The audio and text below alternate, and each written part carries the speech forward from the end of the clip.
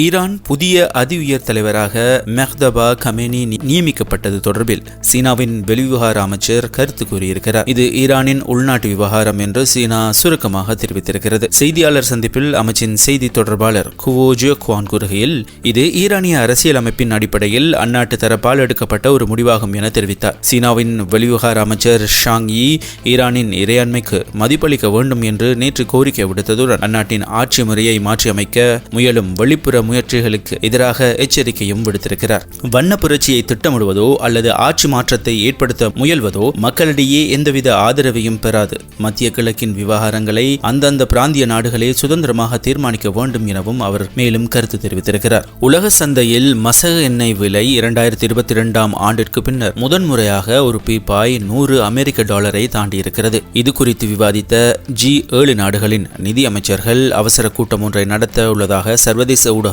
செய்தி வெளியிட்டிருக்கின்றன. விலை உயர்வுக்கு தீர்வாக அவசரகால எரிபொருள் இருப்புகளை சந்தையில் வெளியிடும் முன்மொழிவு குறித்து அவர்கள் கவனம் செலுத்தி வருவதாக தெரிவிக்கப்படுகிறது. இந்த முன்மொழிவுக்கு அமெரிக்கா ஏற்கனவே தமது ஆதரவை தெரிவித்துள்ளதாக ஊடக அறிக்கைகள் குறிப்பிடுகின்றன. Canada, France, Germany, Italy, Japan, பிரித்தானியா மற்றும் அமெரிக்கா ஆகிய நாடுகள் G7 அமைப்பில் அங்கத்துவம் வகிக்கின்றன.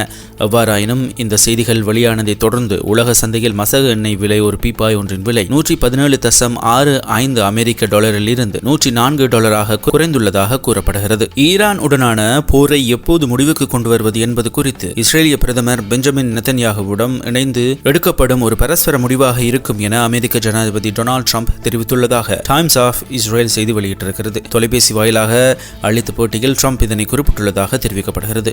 நாங்கள் இருவரும் இது குறித்து கலந்துரையாடி வருகிறோம். சரியான நேரத்தில் நாங்கள் ஒரு முடிவை எடுப்போம் என அவர் குறிப்பிட்டிருக்கிறார். அமெரிக்கா தனது தாக்குதல்களை நிறுத்த முடிவு செய்தால் இஸ்ரேல் மற்றும் ஈரானுக்கு எதிராக போரை தொடர முடியுமா என இதன்போது கேள்வி எழுப்பப்பட்டது. அதற்கு பதில் வழங்கிய ட்ரம்ப், அத்தகைய ஒரு சூழல் உருவாக வாய்ப்பில்லை என குறிப்பிட்டிருக்கிறார். அதற்காக அவசியம் ஏற்படும் என்று நாம் நினைக்கவில்லை என்றும் அவர் மேலும் குறிப்பிட்டிருக்கிறார். ஈரானின் புதிய அதி உயர் தலைவராக மெஹ்தபா கமேனி நியமிக்கப்பட்டது குறித்து கேட்டபோது என்ன நடக்கிறது என பார்ப்போம் என கூறி அது குறித்து கருத்து தெரிவிக்க ட்ரம்ப் மறுத்ததாக கூறப்படுகிறது.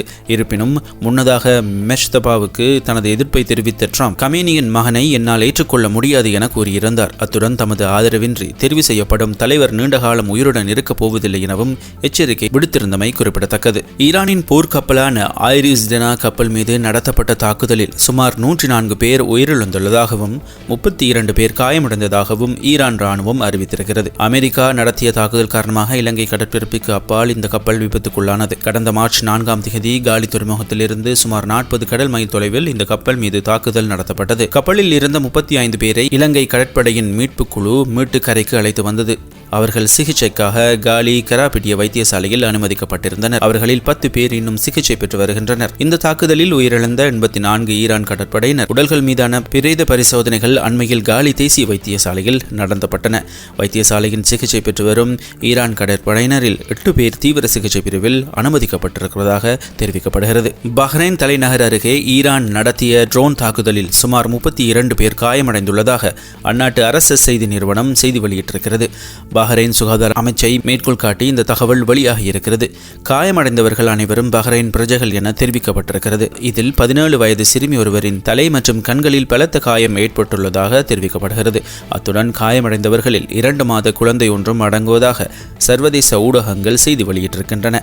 காயமடைந்தவர்களில் 4 பேரின் நிலைமை கவலைக்கிடமாக உள்ளதாகவும் குறிப்பிடப்பட்டிருக்கிறது.